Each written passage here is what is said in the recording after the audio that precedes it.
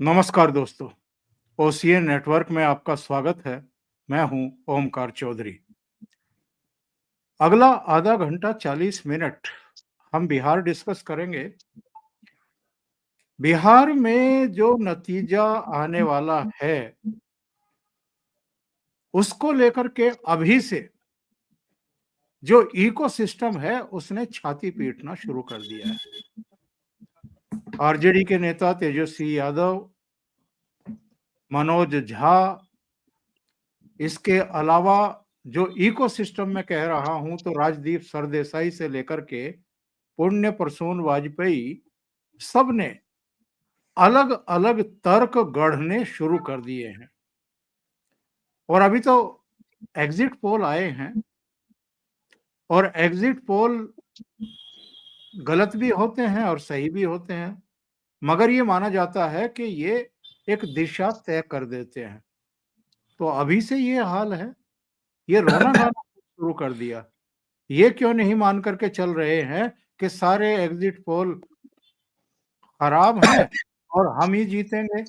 अब आज हम 12 नवंबर को बात कर रहे हैं, कल का दिन बीच में है। परसों तो 10-11 बजे तक क्लियर हो जाएगा सरकार किसकी बन रही है। इतना भी इंतजार नहीं कर सकते। अभी किसी के सिर पर ठीकरा फोड़ रहे हैं, कभी किसी के सिर पर ठीकरा फोड़ रहे हैं। आज ये शो हम इसलिए कर रहे हैं कि एक तो ये इकोसिस्टम ने जो छाती पीटना शुरू किया है, जरा इसकी पैमाइश करेंगे, इस पर बात करेंगे। अभी से पेशबंदी क्यों कर रहे हैं। नंबर 2, प्रदीप गुप्ता का एक्सेस माई इंडिया का पोल आया है और आज तक पर आया है। उसमें भी एनडीए की ही सरकार बनती हुई दिखाई गई है, और जो महागठबंधन है उसको 98 से लेकर के 118 तक दिखाया गया है, यानी बहुमत नहीं मिल रहा है उनको। और ये आराम से सरकार बना रहे हैं, 121 से 141 सीटें इनको दिया जा रहा है। अभिषेक जी, अब माइक आपके पास है। एक्सेस माई इंडिया के इस एग्जिट पोल पर आपकी टिप्पणी। बहुत बहुत धन्यवाद सर। सबको प्रणाम, दर्शकों को प्रणाम, नमस्कार, जय श्री राम। एक्चुअली आज एक नहीं 2 एग्जिट पोल आया है। एक टुडेज चाणक्य का भी थोड़ी देर पहले ही पोल आया है, 7:21 पे। उनके भी नंबर पहले मैं बता दूं। BJP plus NDA 160 plus minus 12, यानी 148 से 172 का भी रेंज जा सकता है। आरजेडी 77 प्लस माइनस 12, यानी 89 भी जा सकते हैं और 63 के आसपास। आरजेडी मतलब महागठबंधन प्लस, अदर्स 6 से 3 सीट। मैं पहले प्रदीप जी के पोल पे आ जाता हूं।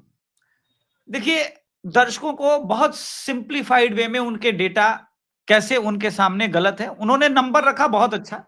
नंबर को साइडलाइन करते हैं। उन्होंने कहा कि एनडीए को महिलाओं का 44% वोट मिल रहा है और 39% वोट मिल रहा है महागठबंधन का। नंबर ध्यान रखिएगा सर, 5% का गैप है। अविश्वसनीय है। रुकिए, पुरुषों का 41% और महागठबंधन को और 43% मिल रहा है। ये इटसेल्फ 5% का गैप बता रहा है, लेकिन जब वो वोटों में कैलकुलेट कर रहे हैं तो 3% का गैप बता रहे हैं। कैसे संभव है? आबादी तो पुरुष और मिला के 100% ही होगी, तो 3% का गैप कैसे? अच्छा, बिहार में पोलिंग जो हुए हैं वो महिलाओं के अधिक हुआ है दोनों फेज में 24%। अब बताइए कि महिलाओं का पोलिंग अगर ज्यादा हुआ है और महिलाओं का परसेंटेज भी ज्यादा निकल रहा है तो 3% कैसे? अब मैं आपसे ओमकार सर सिर्फ एक प्रश्न पूछूंगा, दर्शकों को उत्तर मिल जाएगा। बहुत बड़ी टीम है, 365 into 5 years वो लगातार वो लोग एग्जिट पोल करते हैं। मैं कुछ उनके अगेंस्ट नहीं बोल रहा हूं, मैं सिर्फ एक प्रश्न पूछ रहा हूं। बिहार में प्रदीप गुप्ता सर का एग्जिट पोल किसी भी चुनाव में आखिरी बार कब सही हुआ था? बिहार के संदर्भ में पूछ रहा हूं, दूसरे स्टेट के संदर्भ में नहीं। सही है।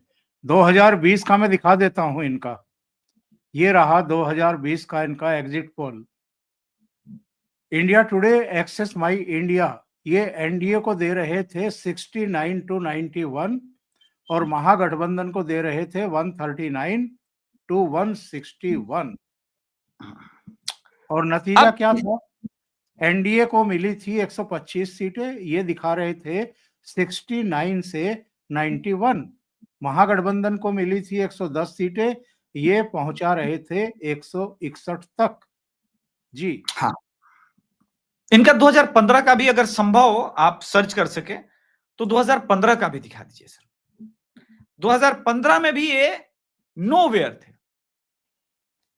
बिल्कुल आसपास भी नहीं पहुंचे थे।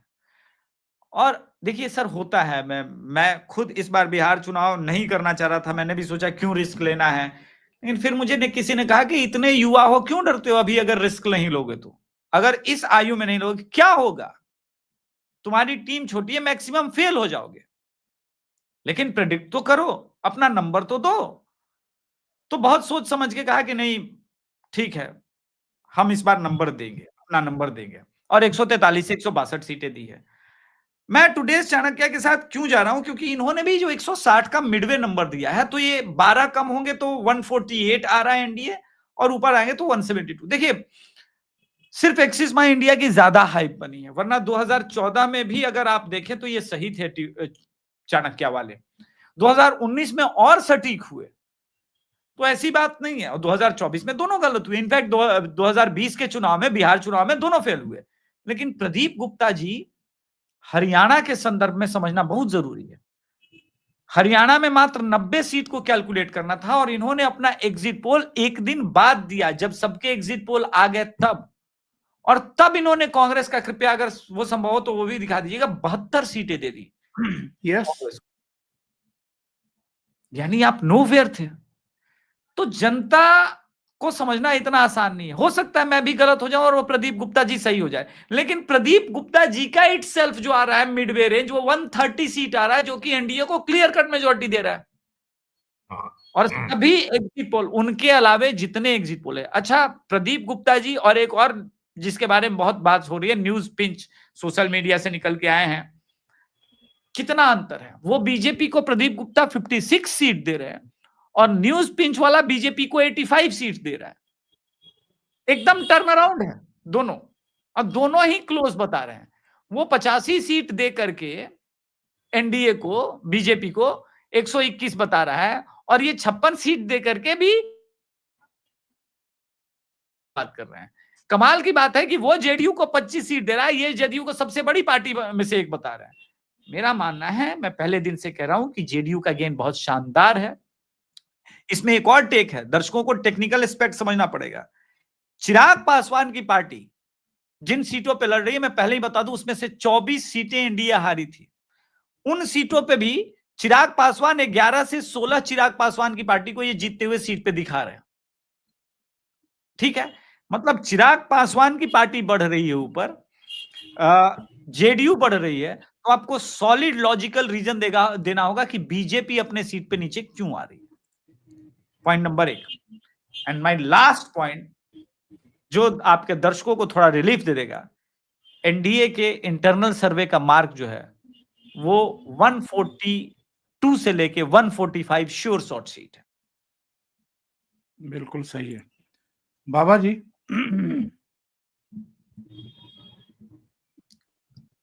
जी, आपका क्या कहना है प्रदीप गुप्ता के और चाणक्य के इस एग्जिट पोल पर, या एग्जिट पोल पर आप ज्यादा भरोसा करके नहीं चलेंगे?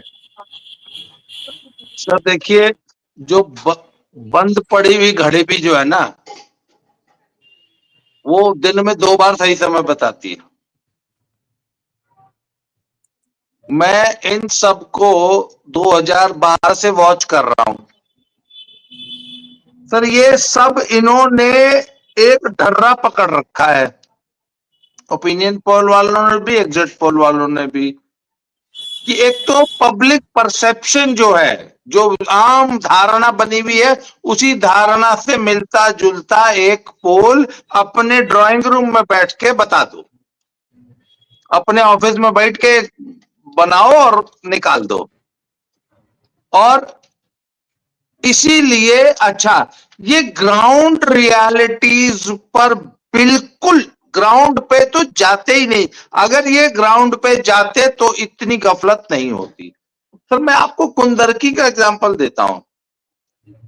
सर कुंदरकी में बच्चा ये कह रहा था कि मुसलमान का कि हम बीजेपी को वोट दे रहे हैं, पर कोई माई का लाल कुंदरकी गया ही नहीं, इसीलिए किसी ने इसको रिपोर्ट नहीं किया। आपको याद होगा जब मैं कुंदरकी पहुंचा तो जब पहली बार मेरे को लगा झटका था।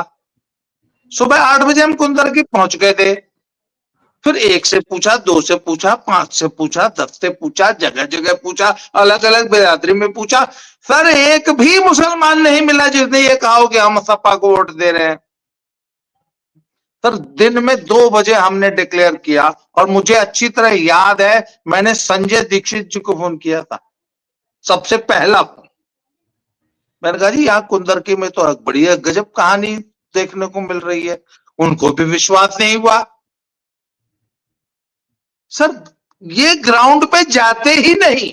अगर जो ग्राउंड पे जो लोग जाते हैं ना उनको स्पष्ट दिखाई देती है अंडर करंट है कि लहर है कि आंधी है कि सुनामी है।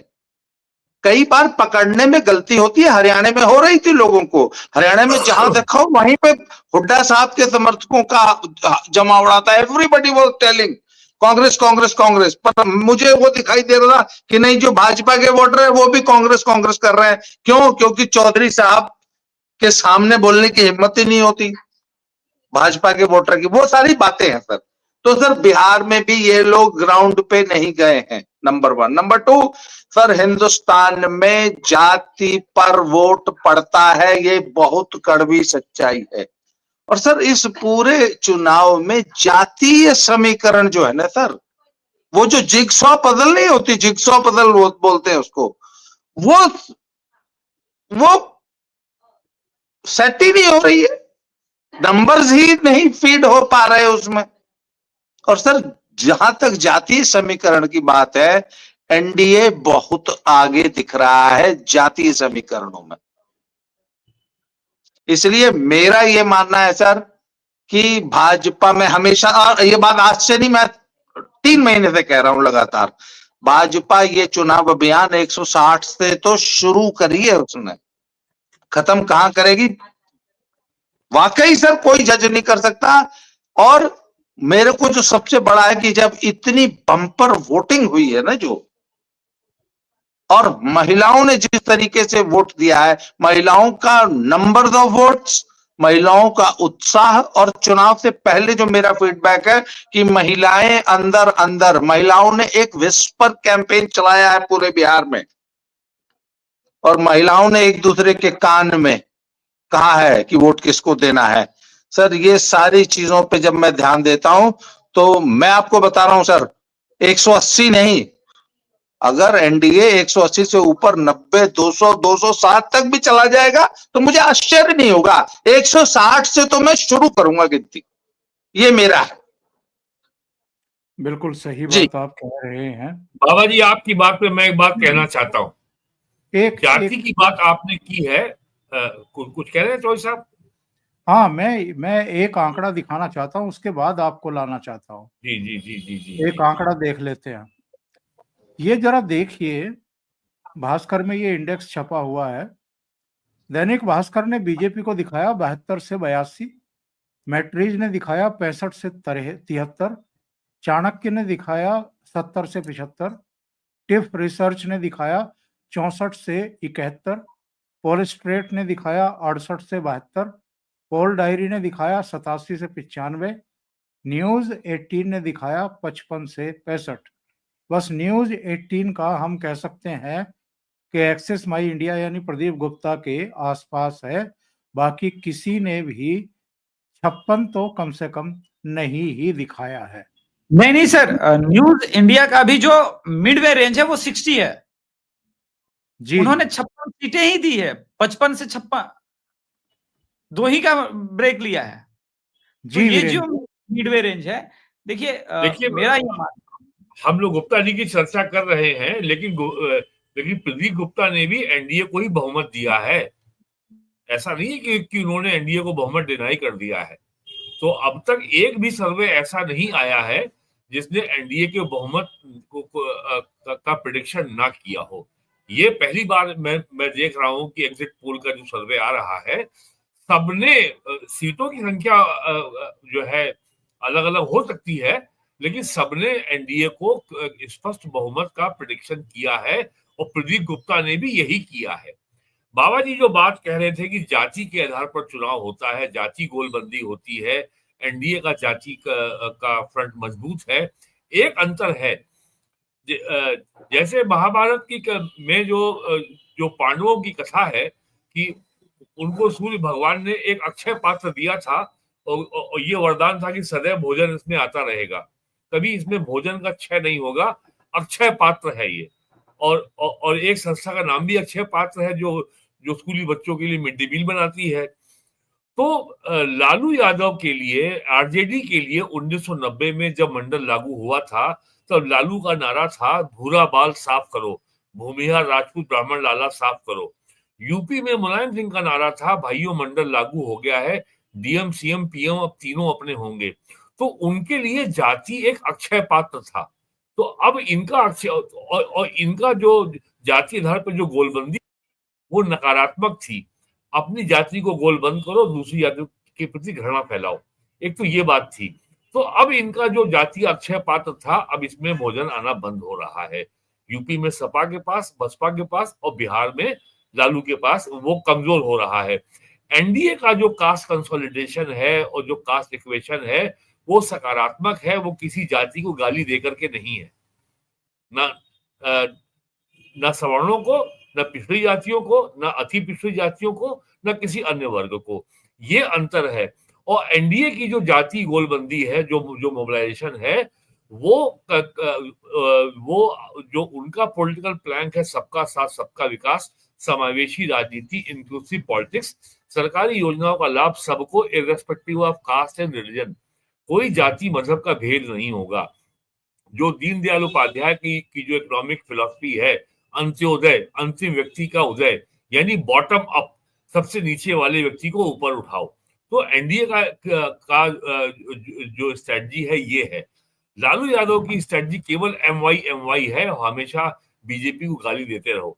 और दूसरी बात जो इस चुनाव में अगर मैं केवल ये एग्जिट पोल के आधार पर कह रहा हूं, ये एग्जिट पोल में सबसे बड़ा संदेश ये है कि बिहार की जनता ने special intensive revision of electoral rolls को अनइक्विवोकल एंडोर्समेंट है, बिना किसी शर्त का पूरा स्पष्ट समर्थन है। और दूसरी बात, ये राहुल गांधी का सितंबर में जो वोट चोरी यात्रा थी, उसका 100% रिजेक्शन है। बिहार के मतदाताओं ने उसे खारिज कर दिया है कि भाई ये जो है ये वोट चोरी मुद्दा नहीं है। और तीसरी बात, ऐतिहासिक टर्नआउट ऑफ वोटर्स है। और अगर हम एग्जिट पोल के आधार पर ये माने कि एनडीए विनर है, तो ये अपने आप में बहुत बड़ी उपलब्धि इसलिए है, ये प्रो इनकम्बेंसी वोट है।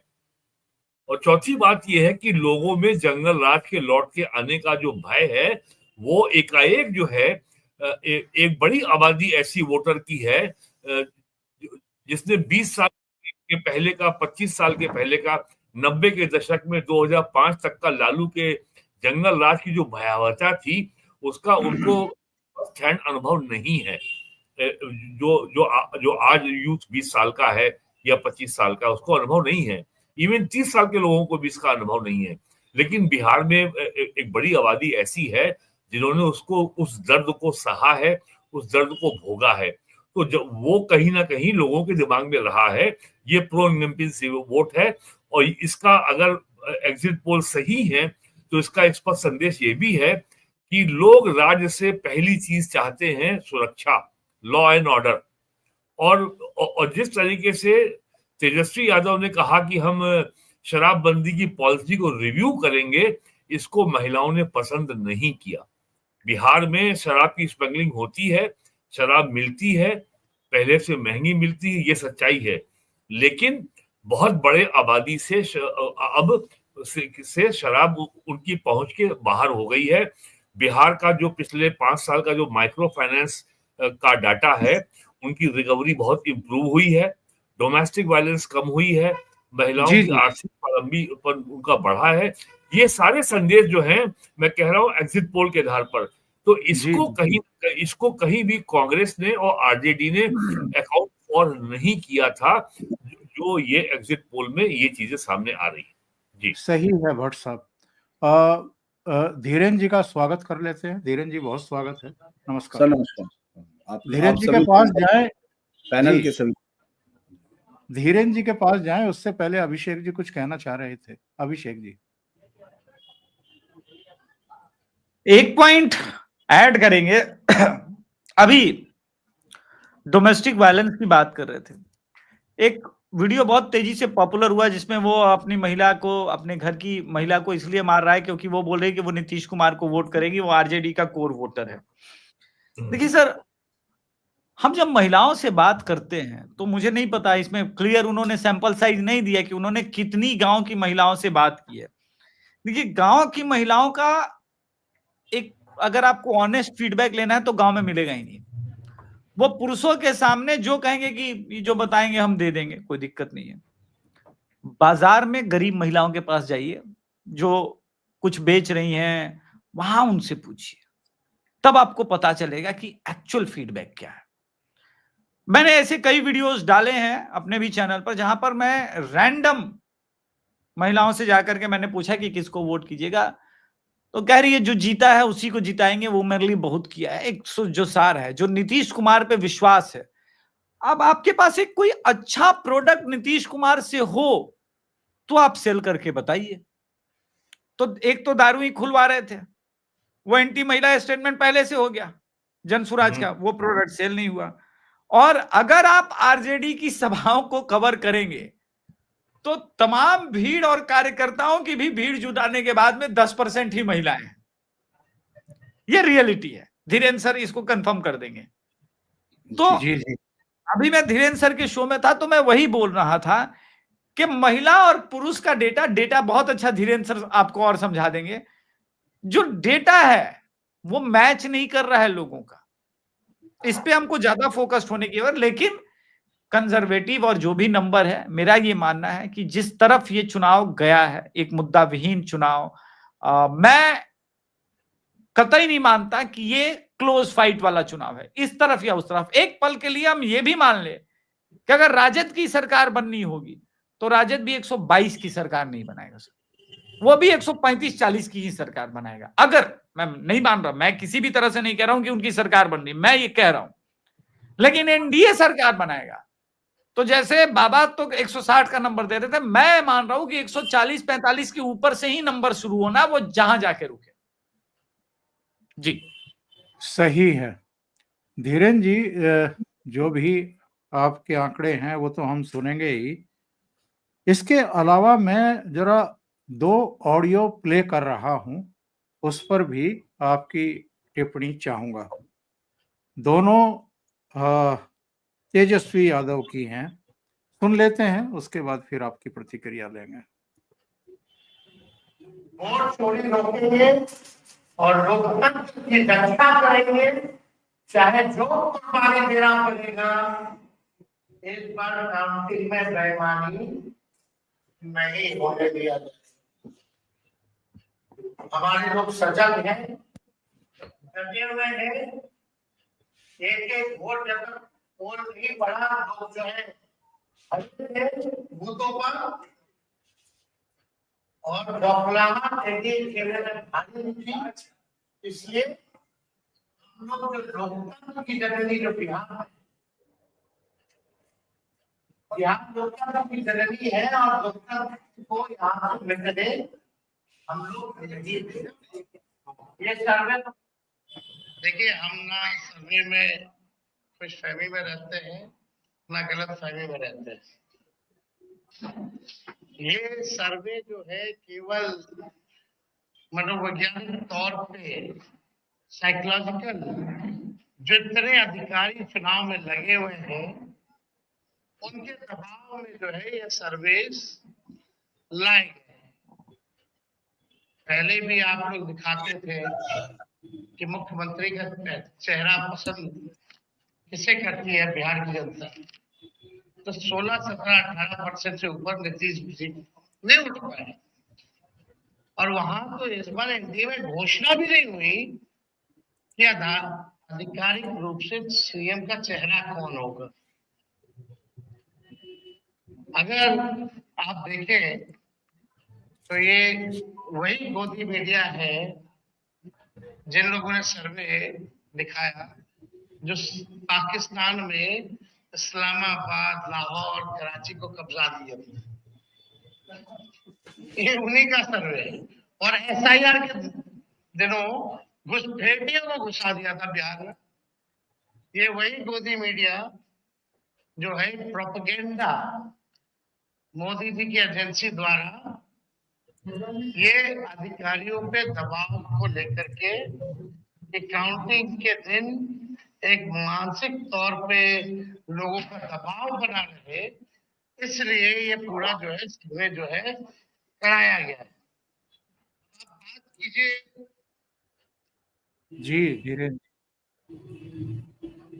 दरअसल जो भी हम लोग सर्वे देख रहे हैं, चूंकि अब तो 36 घंटे हमारे पास बचे नहीं है जब से ये शुरू हो जाएगा, एकदम सबके सामने दूध का दूध पानी का पानी। लेकिन हम लोग चूंकि सर्वे पर बात कर रहे हैं कि अलग अलग चैनलों ने किस तरह से सर्वे किया और खासतौर से अभी, लेकिन मुझे लगता है तेजस्वी ने कुछ ज्यादा हल्ला कल बोल दिया, क्योंकि कल उनका सर्वे नहीं था और उनका सर्वे भी सबसे ज्यादा ताकतवर अगर किसी चैनल पर दिखा है तो उसी चैनल पर दिखा है जिसको वो जिस पर अटैक कर रहे थे। मुझे लगता है ये एक थोड़ा सा मिसमैच हो गया, वो अक्सर ऐसा ही कर रहे हैं। अगर हम लोग देखें तो अपनी जो उनके मुद्दे हैं उनको मिसमैच कर देते हैं। उनके लोग जो उनका वोटर है वो उनके ही चीजों को थोड़ा सा दिक्कत में ले आता है जब वो दुपट्टे से कट्टा पूछने लगता है, इस तरह के गाने गाता है, तो मुझे लगता है तब शायद दिक्कत होती है। लेकिन हम लोग ये देख रहे थे कि लगातार वो महिलाओं में भी कह रहे हैं कि 5% का अंतर है, यानी दोनों के बीच में 5% का अंतर है, दोनों पार्टियों के बीच में, दलितों के बीच में है, सवर्णों के बीच में है, ईबीसी के बीच में है। तो इतने ज्यादा वोटों का अंतर सीटों पर हो सकता है। जैसे ये नहीं कहा जा सकता कि 2019-2024 का अगर हम लोग चुनाव देखते हैं तो वो 6% जरूर बढ़ा था आरजेडी, लेकिन 174 विधानसभा सीटों पर लीड बनाई थी एनडीए ने।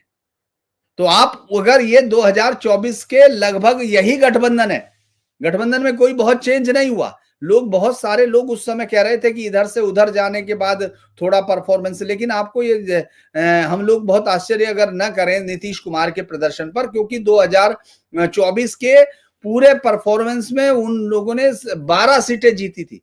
नीतीश कुमार ने 17 पे लड़के, मतलब 16 पे लड़के, उसके मुकाबले बीजेपी ने भी 12 जीती थी लेकिन एक ज्यादा लड़के, और 5 की 5 जीती थी। 100% जो है एलजेपी का था, ये 100% का उसका जीत का रेट था, यानी कन्विक्शन रेट था। लेकिन अगर हम इसको ये देखते हैं, ऐसा क्या कारण 2024 से 2025 के बीच में आ गया? ऐसा हुआ है, आप ये कह सकते हैं कि भाई महाराष्ट्र का उदाहरण है, लेकिन हम लोग ग्राउंड पर जाकर किसी तरह की कोई एंटी इनकम्बेंसी नहीं दिख रही थी। तो सबसे बड़ा कारण ये है। दूसरा क्या है कि नीतीश कुमार ने उसके बाद और पैसा ही दिया है, अपने वोटर को स्ट्रेंथ किया है, कोई कमी नहीं की है। तो इसीलिए, और एक सपना भी रखा, मतलब आप दे भी रहे हैं और सपना भी लोगों की आंखों में डाल रहे हैं कि अगर आप में से कोई अच्छा करेगा तो 1,90,000 देंगे।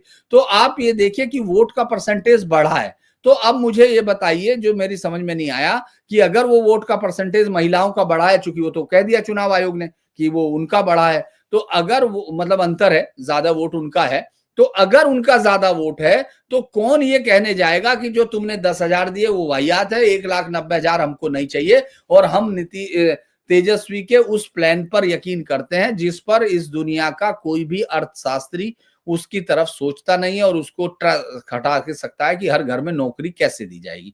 तो मुझे लगता है कि इस तरह के विश्लेषण से ज्यादा हमको ये देखना चाहिए कि मुद्दे कौन से ज्यादा हावी रहे। उन्होंने अपना विश्लेषण 41-42 हजार लोगों के साथ किया, उन्होंने टीम में किया, लेकिन अक्सर बिहार को लेकर वो गलत साबित होते रहे, जो अभिषेक ने भी बताया। और 2015-2020 में लगभग सारे सर्वेक्षण गलत साबित हो रहे थे। लेकिन जिस तरह से 18 के 18 सर्वेक्षण उसको दे रहे हैं, एनडीए को बिल्कुल स्पष्ट बढ़त दे रहे हैं, वो हम लोगों के ग्राउंड की रिपोर्ट के साथ मैच करता है। मैं ये बताने की कोशिश कर रहा था कि हम लोगों ने ये सिर्फ इनके आंकड़ों पर नहीं गए, ग्राउंड पर जाकर देखा हुआ है कि ये एक, भले ही आप देखेंगे हम लोग ये कह सकते हैं कि भाई उस समय फैसला क्या आएगा, वो तो जनता कुछ भी बदल सकती है, क्योंकि बड़ी बड़ी क्रांतियां जो हैं अब किसी तमंचे या गोली या तोप से नहीं होती, वो एक उंगली के बटन बीप की आवाज से हो जाती है। तो वो हो, लेकिन कोई कारण नहीं दिख रहा है कि 24 से यहां तक कोई ऐसा बड़ा काम कर दिया हो, या तेजस्वी और राहुल गांधी की जोड़ी जो है जन सुराज पार्टी के नायक ने उनको आगे किया हो, यूपी की बजाय इस बार बिहार के 2 लड़के ले आए हो। अब लड़के कहना बड़ा मुश्किल होगा, लेकिन चलिए हम लोग ये मान लेते हैं कि अब वो जो है उनको ले आए हो, तो वो तो मुझे दिख नहीं रहा। जूते पहन के उन्होंने जिस तरह से वहां मखाने तोड़े, उसके बाद मछलियां पकड़ी तैर के, तो इस तरह के शानदार कारनामों के बावजूद भी अगर उनकी फिल्म इस तरह हो रही, तो इसका मतलब है उन्होंने फिल्म बनाई ही नहीं थी।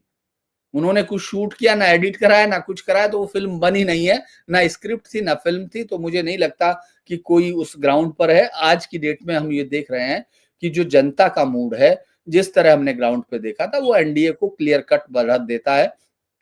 मैं तो ये मानता हूं, देखिए मैं बहुत ही ऑर्थोडॉक्स उसके तरीके से देखता हूं कि 122 सीटों के बाद जो भी नंबर आ रहा है वो बोनस है, उनके लिए बोनस है, उनको आगे के लिए। तो मैं 122 सीटें तो पहले से ही मान के चल रहा हूं। जिस दिन मैंने आपके साथ भी पहले भी बात की, जैसे ही मैं 22-23 को, मतलब 22 को पहुंचने के बाद जैसे ही मैं पहुंचा था पिछले महीने, उसके 4-5 दिन बाद ही मुझे ये इंश्योर, मतलब मेरी समझ ये कह रही थी कि पूरी तरह से ये जो है यहां एनडीए की सरकार है। अब ये डाटा होगा, 122 के बाद नंबर होगा, ताकत होगी, और वो धोने के काम आता है विपक्षियों को, बस इससे ज्यादा नहीं। सरकार तो 122 पे बनेगी, और मैं तो मानता हूं कि एनडीए को कोई दिक्कत कहीं नहीं है, उसको कोई हिचक नहीं है, और कांग्रेस को अपना बैड परफॉर्मेंस झेलना पड़ेगा, ये दिखेगा। बाबा जी के पास चलते हैं। बाबा जी, एक वाणी मैं आपको भी सुनवाता हूं, और मुझे नाम बताने की जरूरत नहीं है, उनके अंदाज से सभी परिचित हैं। सुन लेते हैं, फिर आपकी टिप्पणी। दोस्तों, बिहार ने तो कमाल ही कर दिया है। दूसरे चरण में 70% से ज्यादा वोटिंग, यानी बदलाव की ऐसी रफ्तार, क्योंकि भारत के अपने चुनावी इतिहास में कभी भी ऐसा हुआ ही नहीं कि 10% से ज्यादा वोट पड़ जाएं और उसके बावजूद भी सत्ता बरकरार रहे। इसलिए आप न्यूज चैनलों के एग्जिट पोल पर मत जाइएगा। हमारी टीम ने भी तमाम जगहों पर रिपोर्टरों से बात की, लोगों से बातचीत की, कुछ जमीन को परखा, और उसके बाद जो एग्जिट पोल निकल कर आ रहा है वो हटाइए इनको, ये हारे हुए लोग हैं सभी, पिटे हुए। या महागठबंधन कहे, उसकी जीत को दिखला रहा है।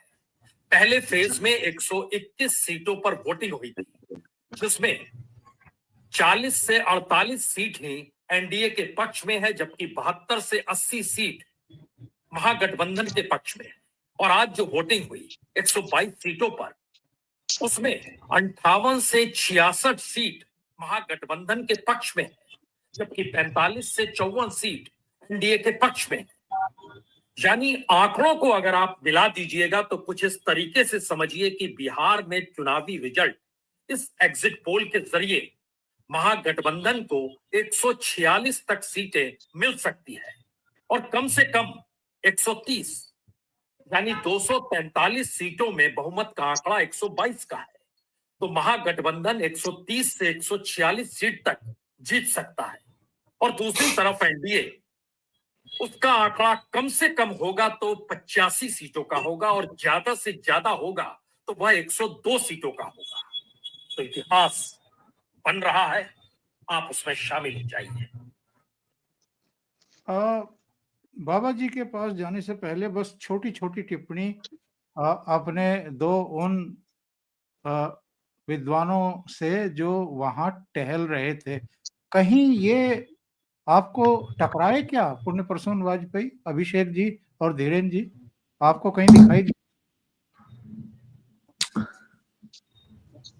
मुझ पर प्रभु की असीम अनुकंपा है सर। न मुझसे आरफा टकराए, न अजीत अंजुम टकराए, न पुण्य प्रसून वाजपेयी अपना हाथ मलते हुए टकराए। टकरा जाते तो सारा एग्जिट पोल तो उसी टाइम आमने सामने ही हो जाता, लेकिन वो टकराए ही नहीं। बाकी एक बात उन्होंने बोली, इतिहास तो जी जी इतिहास रहा है बिहार। जो लोग कमेंट कर रहे हैं 2024 के बारे में, उनको ये भी बताऊं, बिहार राजनीतिक रूप से मूर्खों का स्टेट नहीं है। वो 2024 में भी किसी झांसे में नहीं आया था, वो तब भी क्लियर था, 19 में भी क्लियर था, 14 में भी क्लियर था, वो अभी भी क्लियर है, और 2015 में भी क्लियर था। एनडीए उस वक्त चिल्लाती रही कि नीतीश कुमार फलाना है, ढिमकाना है, नीतीश के नाम पर वोट दे दिया लालू प्रसाद यादव को भी उनके कोर वोटर ने, और नीतीश की ही सरकार बनी। इसलिए ये सब कहना बेकार बात है जी। धीरेन्द्र जी, आपको कहीं पुण्य प्रसून वाजपेयी दिखाई दिए क्या वहां? आप ही ने दिखाया अभी। हाँ, उन्होंने पुण्य प्रसून की आवाज मैंने आपके उस पर सुन ली है, लेकिन वो मुझे फील्ड में तो कहीं नहीं दिखाई दिए। हो सकता है कि वो स्टूडियो के बाहर घूम के आए हो, नीचे चाय पीने गए होंगे, तो उनका जरूर होगा, मुझे लगता है। बाकी वो दिखे तो नहीं है, मैं ये कह सकता हूँ। अजीत अंजुम जरा मुझे फील्ड में जरूर दिखे, मतलब मेरा उनसे आमना सामना नहीं हुआ, लेकिन वो फील्ड में दिखे। लेकिन पुण्य प्रसून पहले भी फील्ड से उनकी बहुत ही दूरी रहती थी। वो उनको कई बार मैं नाम नहीं लूंगा, क्योंकि उन्होंने और मैंने साथ काम किया हुआ है, तो इसीलिए मैं जानता हूं कि उनका फील्ड से कितना रिश्ता रहता है, तो वो अलग चीज है। लेकिन वो मुझे दिखे नहीं है, मैं बस इतना ही कहूंगा बस। ओवर टू यू बाबा जी। मैं दर्शकों को एक बात बताना चाहता हूं कि ये चुनावी गणित में आंकड़े कई बार बहुत कंफ्यूज करते हैं। आंकड़ों से बहुत ज्यादा कंफ्यूज नहीं होना चाहिए। फरवरी 2000 में सर हरियाणा में चुनाव हुआ था। भजनलाल जी थे कांग्रेस के चेहरे, चौटाला साहब थे लोक दल वाले। सर 31.22% वोट मिला था। चौटाला से 1.6% वोट ज्यादा मिला था कांग्रेस को, पर सीट सिर्फ 21 आई थी, और सिर्फ 29.6% वोट लेके चौटाला 47 सीट ले आए थे। और सरकार मतलब 1.5% वोट कम है, सीट दुगनी से भी ज्यादा थी। तो आंकड़े बहुत ज्यादा जो है कई बार डुबो देते हैं, नंबर 1। नंबर 2 सर, ये जो एग्जिट पोल ये आंकड़ा दे रहा है ना कि एकदम नेक टू नेक फाइट है वोट शेयर के मामले में, सर ये बात मेरे गले बिल्कुल नहीं उतरती है। जो मेरा अनुभव है वो ये कहता है कि मिनिमम 4 to 6% का मार्जिन आएगा दोनों पार्टियों के वोट शेयर में। और अगर महिलाओं का एक्चुअल आंकड़ा कभी निकल के आया तो उस मेरे हिसाब से लगभग महिलाओं ने जो वोट राजद को या महागठबंधन को दिया है या जो एनडीए को दिया, उसमें कम से कम 20-22% का मार्जिन आएगा। और सर जहां तक बात है, मैं आपको एक बात स्पष्ट बताऊं, मुझे समझ में नहीं आता कि ये पुण्य प्रसून वाजपेयी जैसे लोग या वो जो सत्यहिंदी.com वाला पूरा गिरोह है, या वो जो वो और लखनऊ में 1-2-4 बैठे हैं, 2-4 उधर महाराष्ट्र वाले बैठे हैं। सर ये 2014 से 12 से लगातार कांग्रेस को जिताते आ रहे हैं। हर चुनाव में ये कांग्रेस को जिताते हैं, मोदी को बहुत बुरी तरह हराते हैं, और जिस दिन रिजल्ट आता है उस दिन एक बार भी चर्चा नहीं करते कि हम कल तक जो है क्या बात कर रहे थे, कल शाम तक क्या बात कर रहे थे। मुझे याद है सर 2014 की पूर्व संध्या पर जिस दिन वोट आ रहा, उस दिन एबीपी न्यूज ने एक बहुत बड़ा जमावड़ा अपने न्यूज रूम में किया था, जिसमें कम से कम 20 पत्रकार बैठे थे, और वो सभी पत्रकार बीजेपी और एनडीए को 160 180 सीट दे रहे थे। एक जो थोड़ा भाजपा माइंडेड पत्रकार था उसने बड़ी हिम्मत करके 210 सीट दिया था, और ये सब लोग थंपिंग मेजोरिटी से कांग्रेस को जिता रहे थे। उससे उस दिन से लेके आज तक के सारे चुनाव देख लीजिए, हरियाणा वाला देख लीजिए, पिछला वाला महाराष्ट्र वाला देख लीजिए, दिल्ली वाला देख लीजिए, उससे पहले लोकसभा देख लीजिए, उससे पहले सारी विधान, ये सर ये बेशर्मी से पुण्य प्रसून वाजपेयी जैसे लोग कांग्रेस को हमेशा जिताते हैं या एनडीए के को हमेशा हरवाते हैं, और जिस दिन रिजल्ट आता है उस दिन बिल्कुल एक सेकंड बात नहीं करते, भाग जाते हैं। ये डिस्कस कर लेते हैं कि क्यों हारे, हमने तो पिच बना दी थी, अब हमने तो मैदान क्लियर कर दिया था, अब अखिलेश में से बैटिंग ही नहीं हुई तो हम क्या करें, हम तो वहां पे अखिलेश के लिए माहौल बना रहे थे। इस टाइप की बातें करने लगते हैं वो। अच्छा सर, ये exit pole is a big big big fraud. आप 14 तारीख को देख लीजिएगा, ये जो आज जो अभी पुण्य प्रसून वाजपेयी कितनी बेशर्मी से महागठबंधन को 140 सीट दे रहा था ना, महागठबंधन जब परसों 40 सीट पे सिमट जाएगा ना, तब देखिएगा इसकी लफाजी। अरे बाप रे बाप, इतना बड़ा फिलोसफर तो कोई हो ही नहीं सकता। 14 तारीख को इसकी फिलोसफी सुनने लायक। लेकिन इसने तो जी। कोई गांव छोड़ा ही नहीं। पिछले 1 साल से ये सारे गांव में घूम रहा बेचारा। अच्छा, मैं जरा वीरेंद्र नाथ भट्ट साहब के पास जाता हूँ। और वीरेंद्र जी, ये जो मैं आवाज चला रहा हूँ ना आपके लिए, इसको बंद करने के लिए मत कहना, सुन लो इसकी भी। इसने रोना बिल्कुल धोना सुनाइए शुरू कर भाई। दिया। इसने आप रोना एडमिन हैं, धोना आप शुरू जो कर सुनाएंगे हम सुनेंगे। रोना धोना शुरू कर दिया है इसने। तो सुनिए, आपका प्रिय पात्र है। This is, according to me, the vote kharidi election, the buying of vote election in Bihar. Forget about Honorable Member of Parliament. theory of vote theft. Why do you need Yeah, to steal votes? मैंने देखा है सुबह इसको, Buy them. This is exactly what is happening at one level in Bihar. बहुत दुखी है ये। 10,000 rupees in the pockets of more than 1.4 crore women under the Mukhyamantri Rozgar Yojana, even while the election campaign is on and the model code of conduct is in place, is to my mind a brazenly unethical practice. One which I'm sorry to say, a thoroughly weak and compromised election commission has chosen to explain, according to sources, as an ongoing scheme. An ongoing scheme of cash transfers, which began just weeks ahead of the polls being announced. It may be legal, but it is brazenly unethical. Whichever way you look at it, though, it is working on the ground. Women or Mahilas have goodwill for Nitish Kumar in any case. His 10,000 rupees is a bonus. A reminder that Nitish Babu, who brought in prohibition, reservations for women in panchayat, cycles for girls, is a Mahila first Neta who they can trust.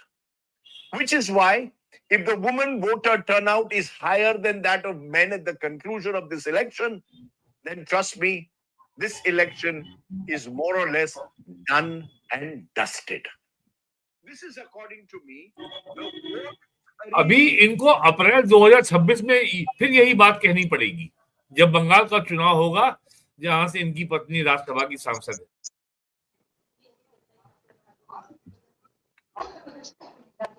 ये जो रुदन है, ये नतीजे आने से पहले शुरू हो चुका है साहब। ये फातिहा है, ये फातिहा है, और ये मुहर्रम की नात है, नातिया कव्वाली है मुहर्रम की। ये मुहर्रम का मरसिया है।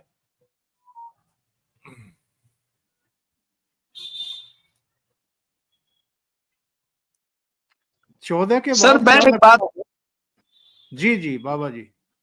सर मुझे एक बात बताइए, 2.25 करोड़ लोगों को सरकारी नौकरी देना, ये चुनावी रिश्वत नहीं है?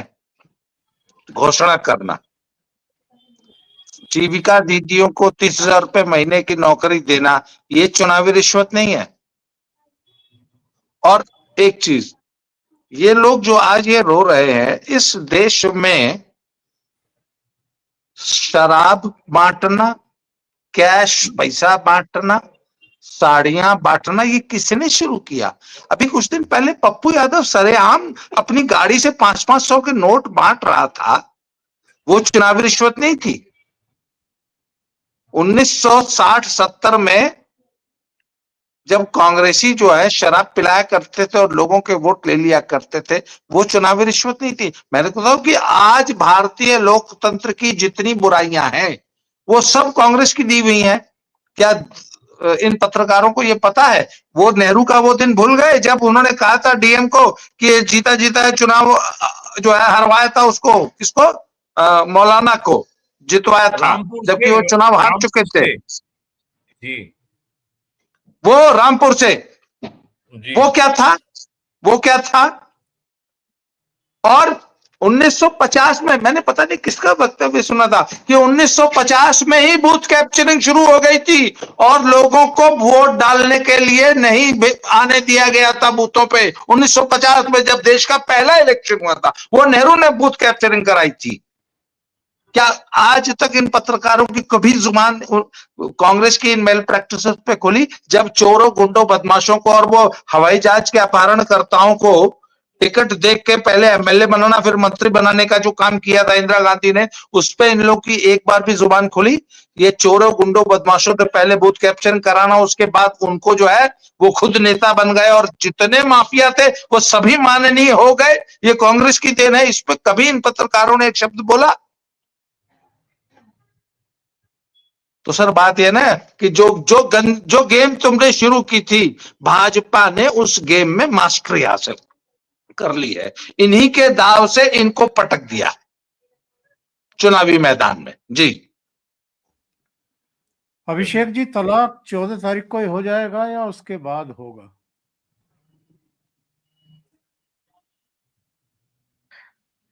नहीं, शुरू तो 14 तारीख इंडिया अलायंस का नाम नहीं लिया गया है पूरे चुनाव में। हर जगह महागठबंधन कहा जा रहा है, ये नाम 2015 का है। नहीं, जो होना है वो शाम तक तो 14 तारीख को ही शुरू हो जाएगा।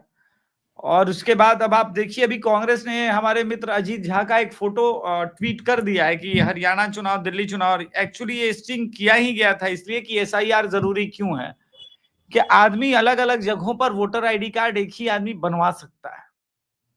तो राहुल गांधी को ये मैसेज के लिए था, लेकिन अब वो राहुल गांधी और इनकी पूरी टीम कांग्रेस वोट चोरी के नाम पे समझ नहीं रही है इस बात को। यही इसका पूरा एक दुख है, एक सार है।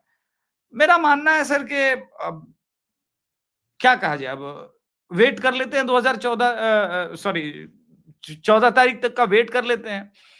और इसके बाद अब बहुत क्लियर एक बात कही जाती है हमारे तरफ पूर्वांचल में कि मेरे सर पे कितने बाल हैं, तो नाई साहब कहते हैं मालिक कटाई शुरू कर दिए, गिनना शुरू कर दीजिए। तो कोई दिक्कत नहीं, हम लोग गिनना शुरू कर देंगे। और रही बात सर एक और बात के जो कह रहे थे राजदीप जी की भाई वोट चोरी, ये तो बड़ा सेलिब्रेट कर रहे थे आम आदमी के भी। जो ये पूरा जो बैक्टीरिया वायरस आया है ना, ये आम आदमी पार्टी ने शुरू किया। आम आदमी की विक्ट्री पे ये डांस कर रहे थे। बस इतना ही कहना चाहूंगा। धीरेन्द्र जी, आपसे सवाल ये है कि बिहार में जो कुछ होगा इसका इफेक्ट उत्तर प्रदेश में देखेंगे क्या? जी अभिषेक जी। जी, थोड़ा मुझे निकलना होगा 9:30 के लिए। जी बहुत धन्यवाद आपका। थैंक यू, प्रणाम सर, नमस्कार। दरअसल मैं ये मानता हूं कि उत्तर प्रदेश और बिहार में जिस तरह की पॉलिटिक्स है, वो उनके रिश्ते, उनके एक दूसरे के साथ सटे रहने वाली परंपराएं, वो सब असर डालती हैं। तो वो बहुत असर डालेगी, इसमें कोई शक नहीं है अगर ये जीत बड़ी होगी। और चूंकि बिहार की राजनीति विपक्ष की पूरी तरह से इसी तरह से है जैसे उत्तर प्रदेश की राजनीति, वो भी माई समीकरण पर टिकी हुई है। उसमें भी सत्तारूढ़ जो विपक्ष के नेता है वो एक राजनीतिक घराने से आते हैं और जातीय आधार के अलावा वो थोड़ा तेजस्वी से ज्यादा, क्योंकि एक मुख्यमंत्री पद एक बार पूरा कार्यकाल कर चुके, तो लोगों को उस समय के दंगे याद हैं, उस समय की तमाम चीजें याद हैं और उन पर जो उनकी सरकार पर जो करप्शन से लेके जो एक एडमिनिस्ट्रेशन, बेड एडमिनिस्ट्रेशन का था, वो सब उन पर चस्पा हुआ था। उस समय मुजफ्फरनगर दंगे की पूरे देश में चर्चा हुई थी, और उस चर्चा ने ही 2014 में जिस तरह का उत्तर प्रदेश में एक अब तक का सबसे बड़ा मैंडेट दिया था बीजेपी को, तो मुझे लगता है कि उसका असर पड़ेगा, क्योंकि आप उस माई समीकरण को यहां भी देखते हैं। हाँ, यहाँ एक अंतर है, योगी आदित्यनाथ अपनी जो एक छवि है जो माफियाओं के खिलाफ और एक लॉ एंड ऑर्डर पर है, वो नीतीश कुमार से कहीं आगे हैं। और महिलाओं में उनकी अगर बात करते हैं तो वो उनके पास, मुझे लगता है कि उनकी तरह है। महिलाओं में बाबा की अपील है, उत्तर प्रदेश की महिलाओं में तो काफी बड़ी अपील है। तो लिहाजा ये कह पाना कि चुनाव का असर नहीं पड़ेगा, लेकिन नीतीश कुमार और योगी आदित्यनाथ दोनों की पॉलिटिक्स में अंतर होते हुए भी योगी आदित्यनाथ अगर बिहार आते हैं तो उनकी रैलियों में भीड़ जुटती है और उनकी बातों का बिहार में असर होता है। तो ये बात आप सोच सकते हैं कि जब उनके मुख्यमंत्री, हालांकि नीतीश कुमार कभी भी उत्तर प्रदेश में बहुत ज्यादा प्रचार उन्होंने कभी नहीं किया। इससे पहले अलग अलग समय पर लालू प्रसाद यादव अपनी लालटेन लेकर कई बार वहां गए, उनकी लालटेन से जो रोशनी थी वो उत्तर प्रदेश की किसी एक इंच जमीन को भी रोशन नहीं कर पाई थी, तो लिहाजा उन्होंने बंद कर लिया था। लालटेन में क्या होता है कि उत्तर प्रदेश में जब पहले लालटेन जलती थी, आपको मालूम है, चारों तरफ धुएं से वो काली हो जाती थी। तो जैसे ही वो बिहार का जो सीमा पार करती है उसमें कोई रोशनी दिखती नहीं थी। वो अब तो रिश्तेदार हो गए हैं, तो इसलिए अब वो एक दूसरे के खिलाफ करेंगे नहीं करेंगे वो तो अलग चीज है, लेकिन इस वक्त उनके सामने कॉमन जो राजनीतिक प्रतिद्वंदी है, वो आपने देखा होगा कि किस तरह से अखिलेश एक टीम के साथ वहां जाते हैं। अखिलेश पूरा बाकायदा अपने स्टार प्रचारक भी घोषित करते हैं, उसमें उनके चाचा नहीं होते हैं क्योंकि उनके पास हेलीकॉप्टर लेने का किराया नहीं होता। लेकिन मैं ये कहूंगा कि ये तमाम लड़ाइयां यहाँ पहुंचेंगी, और बीजेपी जब बढ़े हुए मनोबल के साथ आएगी तो मुझे लगता है कि यहाँ उसका असर पड़ेगा। अगर बीजेपी जीतती है, ये गठबंधन जीतता है, तो फिर उनके लिए कुछ ना कुछ परसेंटेज ऑफ वोट का अंतर पड़ेगा, ये मेरा मानना है। बाबा जी ने एक शो में मेरे से ये कहा था कि राहुल गांधी अब सर्वाइवल की लड़ाई नहीं लड़ रहे हैं, रिवाइवल की लड़ रहे हैं, और इसके लिए जो क्षेत्रीय दल हैं उनको खत्म करना उनकी प्राथमिकता है। यानी तेजस्वी और अखिलेश यादव को जब तक वो खत्म नहीं करेंगे तब तक कांग्रेस का रिवाइवल नहीं होगा। तो बाबा जी के पास तो मैं जाऊंगा ही, लेकिन एक टिप्पणी भट्ट साहब इस पर आपकी। मैंने समाजवादी पार्टी के बड़े नेता से आज मैंने बात की थी कि जिस तरीके से कांग्रेस ने अरविंद केजरीवाल को निपटाया, जिस तरीके से तेजस्वी को निपटाया, तो आपको क्या लगता है 27 में बिहार यूपी में क्या होगा? तो उन्होंने अपने शेर से एक जवाब दिया कि मौत से आप नाहक परेशान हैं, आप जिंदा कहाँ हैं जो आप मर जाएंगे। तो कांग्रेस के बारे में उनका कहना है कि वो यूपी में हमारा कुछ नहीं कर पाएगी, बिहार में उन्होंने कर लिया। और उन्होंने ये माना कि बिहार में तेजस्वी के प्रति माहौल खराब किया और गठबंधन की विश्वसनीयता को कमजोर किया, और राहुल गांधी ने स्वयं मुख्यमंत्री पद का उम्मीदवार डिक्लेयर नहीं किया तेजस्वी को, और वोट चोरी यात्रा का भी लाभ नहीं मिला आरजेडी को, और राहुल ने कैंपेन भी नहीं किया जितना करना चाहिए था। लेकिन वो कह रहे हैं वो तो उन्होंने 2020 में भी कैंपेन नहीं किया था, जितनी सीटें उन्होंने लड़ी थी पिछली बार उन्होंने उतनी भी सभाएं नहीं की थी। तो Samajwadi party is putting up a very brave front कि वो कांग्रेस की चुनौती का मुकाबला करने में सक्षम है। बाबा जी, जो हाल राहुल गांधी ने तेजस्वी का किया है, इसके बाद अखिलेश यादव हाथ छुड़ा करके भागेंगे या अभी बने रहेंगे, 2027 का इंतजार करेंगे? सर, अखिलेश में पॉलिटिकल एक्यूमेन उतना है नहीं कि वो इन सभी खतरों को समझ सके या सही से डिसीजन ले सके। सलाहकार मंडली उनके पास है नहीं। उन्होंने भी पूरा संगठन और जो पुराना संगठन था और पुराने नेता थे सबको खुटे लाइन लगा दिया है और अपने चमचों की एक भीड़ अपने इर्द गिर्द इकट्ठी कर ली है। दूसरी बात है सर, मैं ये मानता हूं कि जैसे इस बार बिहार में बम्पर वोटिंग हुई है और लगभग 68% पोलिंग हुई है, यूपी में भी इसी प्रकार पिछले वर्ष की तुलना में कम से कम 8 से 10% पोलिंग बढ़ेगी। और ये SIR में जो कम से कम 1.5 से 2 करोड़ नाम कटेंगे और इसका बहुत नेगेटिव इम्पैक्ट पड़ेगा। मुसलमानों के काफी नाम कटेंगे और मुसलमान और यादव ये दोनों पार्टियां जबरदस्ती दबंगई से एब्सेंटीज का और मरे हुए वोटर्स का वोट डलवा लिया करती थी और बहुत सारी धांधली बुरके की आड़ में हो जाती थी। तो सर 2 से 3% का यहां से नुकसान हो जाएगा कि जो मरे हुए लोगों का नाम, मरे हुए लोगों का वोट नहीं डलवा पाएंगे। सर कुल मिला के जो बिहार का इलेक्शन है ना, वो ममता दी के लिए भी और अखिलेश दोनों के लिए बहुत ही डरावना, बहुत ही भयावह होने जा रहा है रिजल्ट। पहले तो ये इस वोटिंग पोल परसेंटेज से ही बहुत डर गए होंगे और आप देख लीजिएगा जब चुनाव का रिजल्ट आएगा 14 तारीख को, तो अखिलेश को तो नींद नहीं आएगी और उनको समझ में आएगा कि कितना डैमेज हुआ है SIR की वजह से। और राहुल जी ने जो गुप्त भितरघात किया है ना, जो गुप्त चोट की है और जिसको तेजस्वी समझ नहीं पाए, तो राहुल भी नहीं समझ पाएंगे। आप देख लीजिएगा जी। अखिलेश जी ने आज ही कहा है कि ये जो एग्जिट पोल सर्वे आ रहे हैं, ये विपक्षी दलों को, उनके नेताओं को डिमोरलाइज करने के लिए ऐसे एग्जिट पोल बनाए जाते हैं।